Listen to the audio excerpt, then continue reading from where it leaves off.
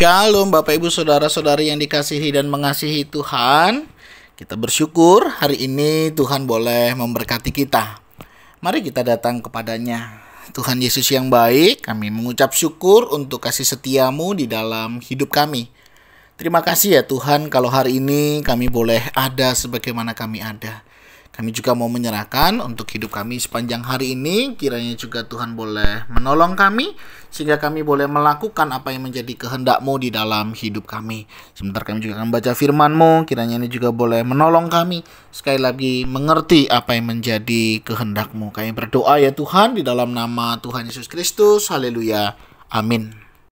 Ku rindu setiap waktu hidup di kebenaran-Mu, bukan dengan kuatku, namun karena Roh-Mu. Yesus, Kau yang ku pegang teguh. Ayat firman Tuhan terambil dari Matius 24, ayat yang ke-29 sampai yang ke-36. Segera sesudah siksaan pada masa itu, matahari akan menjadi gelap, dan bulan tidak bercahaya, dan bintang-bintang akan berjatuhan dari langit, dan kuasa-kuasa langit akan goncang.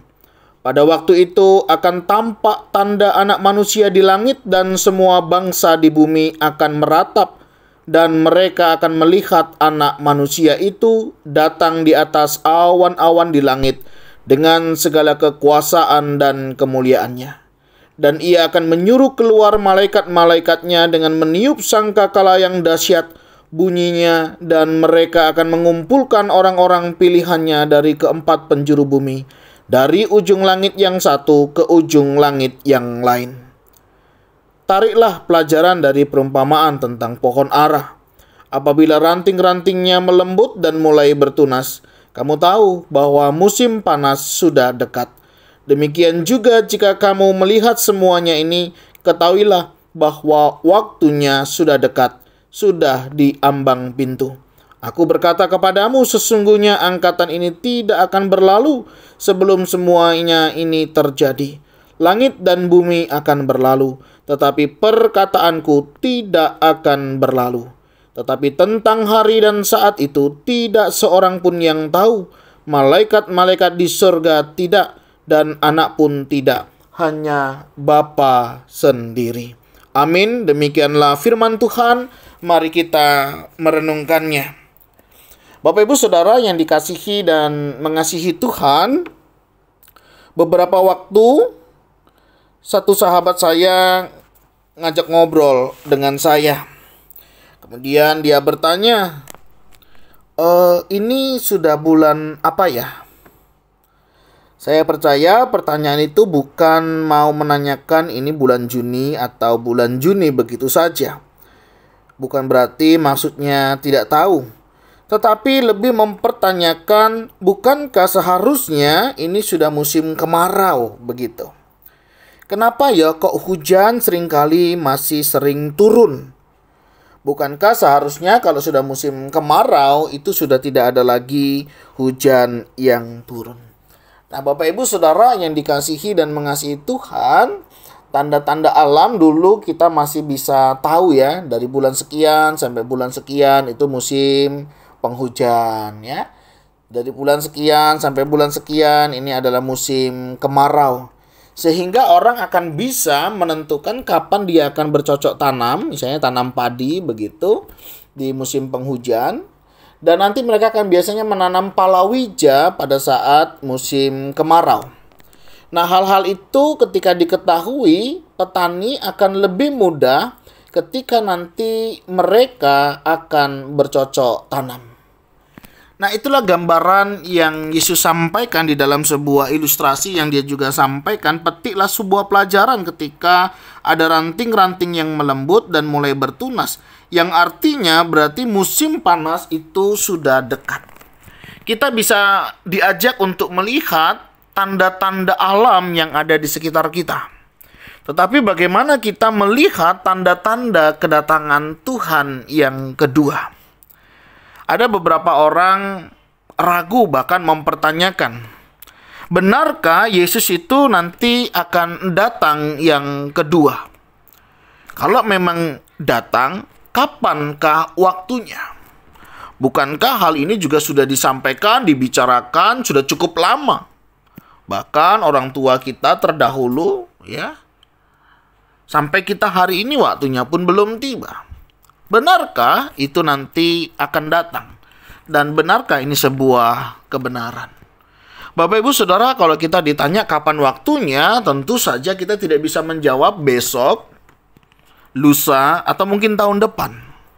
Saya masih ingat waktu itu masih di usia sekolah minggu atau remaja begitu. Nanti tahun 1999. Wah. Tanggal 9 bulan 9 tahun 1999. Jam 9 akan ada kiamat. Oh, ternyata itu berlalu. Oh, nanti tahun 2000 katanya. Wah, semua orang mulai mempersiapkan diri dan lain sebagainya. Tidak juga. Ada yang mengatakan tahun-tahun berikutnya dan berikutnya dan berikutnya. Orang bisa memprediksi semuanya.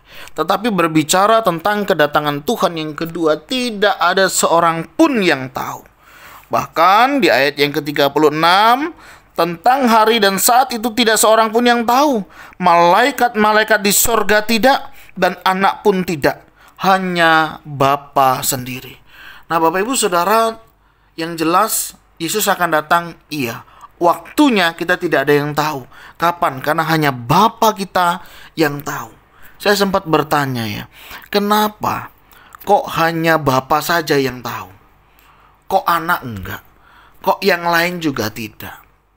Nah, Bapak Ibu Saudara, mungkin Bapak Ibu Saudara juga pernah bertanya, kenapa kok hanya Bapa sendiri yang tahu? Nah, mungkin kalau saudara tahu alasannya, saudara bisa menulis di kolom komentar, memberikan masukan tambahan begitu Ini menjadikan wawasan baru buat kita. Nah, saudara, sebagaimana mereka tidak tahu, saya pun juga tidak tahu. Nah, oleh sebab itu, karena kita tidak tahu, apa yang harus kita lakukan?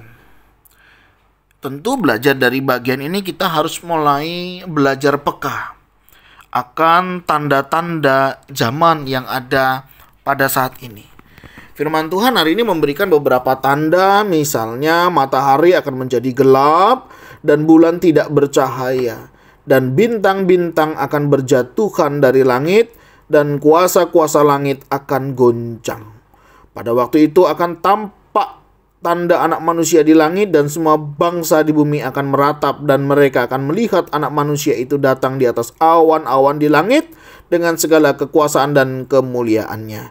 Dan ia akan menyuruh keluar malaikatnya dengan meniup sangkakala yang dahsyat bunyinya, dan mereka akan mengumpulkan orang-orang pilihannya dari keempat penjuru bumi, dari ujung langit yang satu ke ujung langit yang lain. Ini tanda-tanda yang jelas yang nanti akan ada ketika Tuhan Yesus akan datang kedua kali. Nah, Bapak Ibu Saudara, bagian ini kita nggak ada yang tahu. Nah, ketika kita tidak tahu kapan dan masa waktunya itu, apa yang harus kita lakukan? Yang jelas, kita harus siap-siap. Kita harus berjaga-jaga. Paling tidak, kalau kita sudah siap, kita sudah berjaga-jaga, ketika Tuhan nanti datang untuk kedua kali, kita sudah mempersiapkan diri kita. Bagaimana kita mempersiapkan diri kita? Paling tidak kita harus mulai cek-cek diri kita. Apakah kita sudah sungguh-sungguh percaya kepada Tuhan? Sudahkah kita percaya sungguh-sungguh di dalam Tuhan? Menyerahkan seluruh hidup kita kepada Tuhan. Dan memberikan hidup kita untuk diatur oleh Tuhan. Sudahkah ini? Karena ini penting, saudara. Kepercayaan kita kepada Tuhan. Karena setiap orang yang percaya kepada yang tidak binasa, melainkan akan memperoleh hidup yang kekal. Persiapan apa yang perlu kita siapkan lagi? Ya, bersiap-siap, saudara. Bagaimana kita mengisi hari-hari kita di dalam kehidupan kita ini? Apakah kita nanti tetap didapati setia di dalam mengikut Tuhan? Ya, saya percaya. Sekali selamat, tetap selamat. Tetapi bagaimana tanda-tanda orang yang hidup di dalam anugerah keselamatan itu? Tentunya dia akan hidup sebagaimana orang percaya di dalam Tuhan. Nah, Bapak Ibu Saudara, bagaimana dengan Bapak Ibu Saudara hari ini? Sudahkah siap menantikan kedatangan Tuhan yang kedua? Sudahkah kita percaya sungguh-sungguh kepada Tuhan? Sudahkah kita menyerahkan hidup kita kepada Tuhan? Dan sudahkah kita mengisi hari-hari kita dengan hidup sungguh-sungguh di dalam Tuhan dan melakukan apa yang Tuhan mau untuk kita kerjakan di dalam hidup kita? Sehingga ketika nanti Dia datang, kita boleh didapati melakukan apa yang menjadi kehendak-Nya. Langit dan bumi akan berlalu, tetapi perkataanku tidak akan berlalu. Firman Tuhan iya dan amin. Tidak bisa digagalkan, tidak bisa diruntuhkan, bahkan tidak bisa juga digantikan. Oleh sebab itu, Bapak Ibu Saudara, mari kita tetap berpegang teguh kepada firman Tuhan. Tetap setialah membaca firman Tuhan, setialah merenungkannya, dan mari kita bersama-sama setia melakukannya. Dan biarlah kita menjadi orang yang berbahagia. Siap menanti kedatangan Tuhan yang kedua kali? Tuhan, kami berdoa menyerahkan hidup kami. Kami menanti kedatangan-Mu yang kedua kali. Biarlah setiap kami juga siap menantikan masa dan waktunya itu nanti. Ajar kami untuk tetap menyerahkan hidup kami ke dalam tangan-Mu. Ajar kami percaya sungguh-sungguh hanya kepada-Mu. Dan menyerahkan hidup kami untuk Engkau pimpin, Engkau kuasai sepanjang kehidupan kami. Kami juga berdoa di dalam kami mengisi hari-hari kami di dalam menantikan masa itu. Ajar kami untuk kami tetap setia melayani Engkau, setia membaca merenungkan firman-Mu, setia melakukan apa yang menjadi kehendak-Mu di dalam kehidupan kami. Oh Tuhan, tolonglah kami, dan biarlah kami didapati Engkau tetap setia. Dan biarlah setiap kami juga mengerjakan keselamatan yang sudah Engkau berikan, untuk kami terus hidup bertanggung jawab di hadapan-Mu. Ajar kami menyadari apa yang menjadi bagian kami untuk kami boleh kerjakan. Oh Tuhan, kami berdoa, jika ada di antara kami, saudara kami, keluarga kami yang belum percaya akan Engkau, pakailah kami juga untuk menyampaikan berita, sukacita, pengharapan di dalam Engkau ini, sehingga mereka juga boleh mengalami kasih setia yang datangnya daripada Tuhan. Yang juga berdoa untuk setiap kami, keluarga kami, orang-orang yang kami kasihi dan yang mengasihi kami. Kami juga rindu, mereka juga boleh siap menantikan masa ini untuk Engkau datang kedua kali. Kami serahkan hidup kami selanjutnya ke dalam tangan-Mu. Berkati kami, mohon berkat-Mu menyertai dan memimpin kami, untuk kami boleh tetap setia, taat kepada-Mu. Kami berdoa di dalam nama Tuhan Yesus Kristus. Haleluya.